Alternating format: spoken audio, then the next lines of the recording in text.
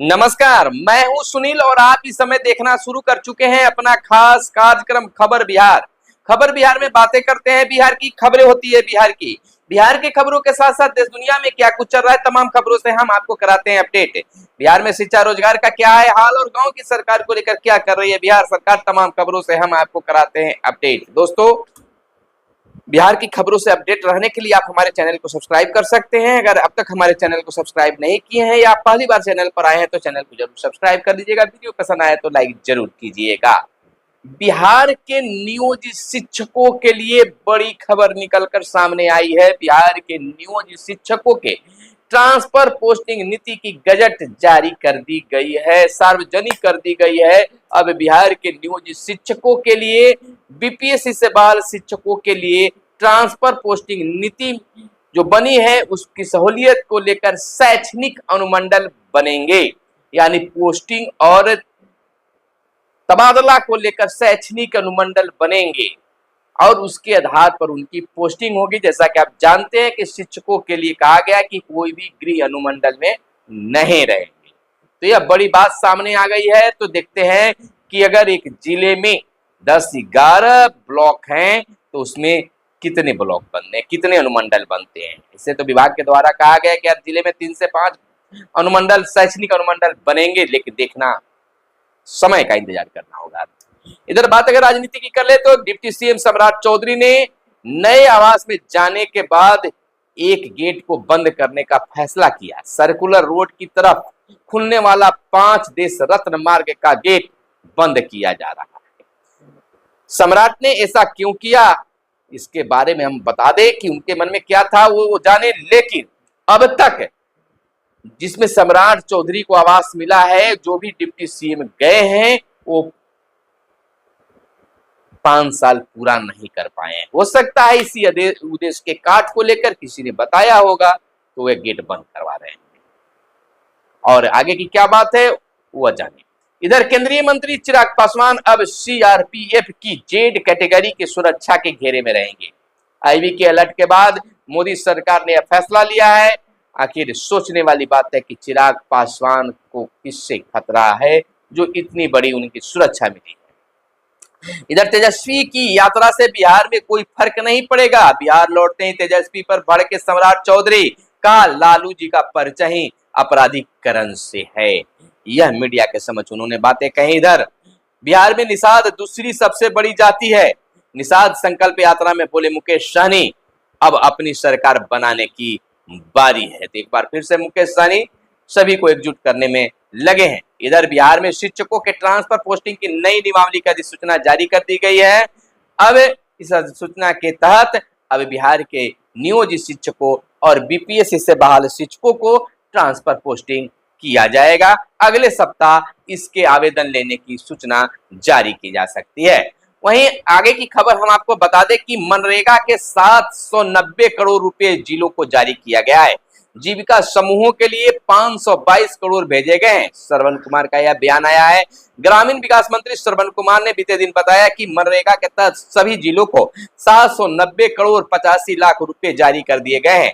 यह राशि वित्तीय वर्ष 2024-25 के लिए केंद्र सरकार से तृतीय किस्त के रूप में प्राप्त हुई है। मंत्री ने पदाधिकारियों को निर्देश दिया है कि योजना की लगातार समीक्षा करें और संचालित मनरेगा योजनाओं को समय पर पूरा किया जाए। इस योजना में किसी भी तरह की शिथिलता बर्दाश्त नहीं की जाएगी। मंत्री ने कहा कि इस योजना का मुख्य उद्देश्य आजीविका सुरक्षा को सुदृढ़ करना और टिकाऊ परिसंपत्ति का सृजन कर ग्रामीण क्षेत्रों का विकास करना है। योजनाओं के तहत हर परिवार के इच्छुक वयस्क सदस्य के काम मांगने पर एक वित्तीय वर्ष में 100 दिनों का अकुशल मजदूरी देने का प्रावधान है। यह योजना बिहार की ग्रामीण जनता को रोजगार मुहैया कराने का प्रमुख साधन है। दोस्तों, आज 15 अक्टूबर है, 15 अक्टूबर 2024 और दिन है मंगलवार। और आज के दिन बिहार के पंचायत प्रतिनिधियों का लिए बड़ा फैसला है। मुखिया संगठन ने ऐलान कर दिया है कि 15 अक्टूबर से कामकाज ठप करेंगे, हड़ताल पर जाएंगे। आज देखना यह होगा कि किस प्रकार से मुखिया संगठन सरकार के खिलाफ उतरते हैं और अपनी कामकाज को ठप करते हैं, तो इधर बिहार के वार्ड सदस्य भी पीछे नहीं है। उनका भी कहना है कि हम अपनी मांगों को अधिकार के लिए पीछे नहीं हटेंगे।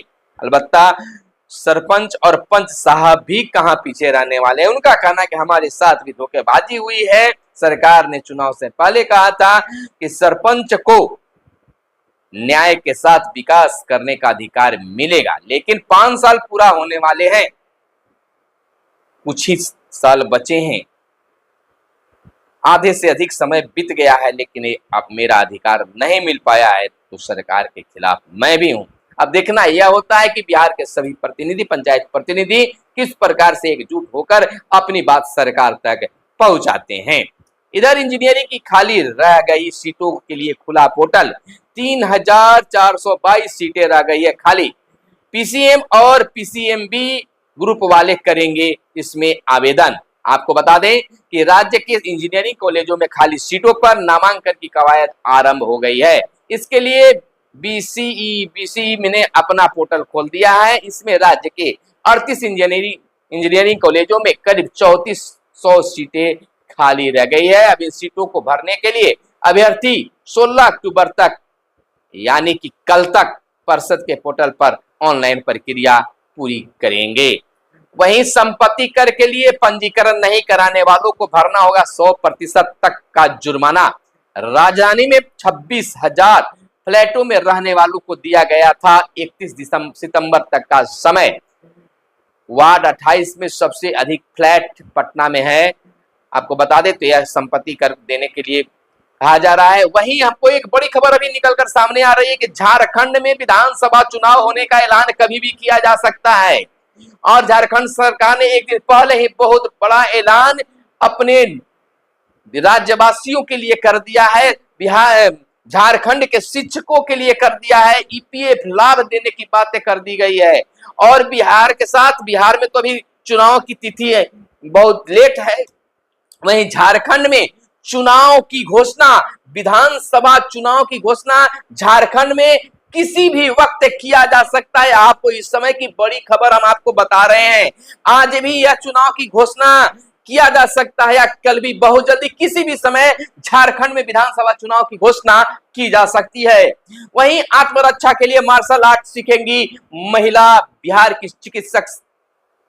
आईजीआईएमएस की बात है।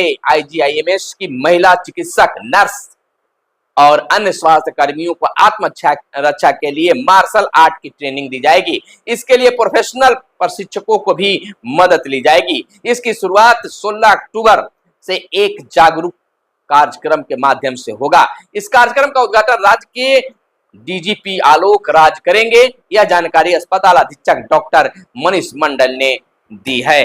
तो अब सुरक्षा का ख्याल रखा जा रहा है। वहीं पैक्स चुनाव के लिए मतदाता सूची को अंतिम रूप देने के निर्देश।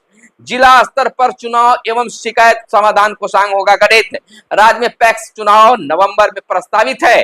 25 अक्टूबर तक मतदाता सूची का होगा अंतिम प्रकाशन। यानी बिहार में पैक्स चुनाव नवंबर में प्रस्तावित है। इसकी तैयारी शुरू कर दी गई है।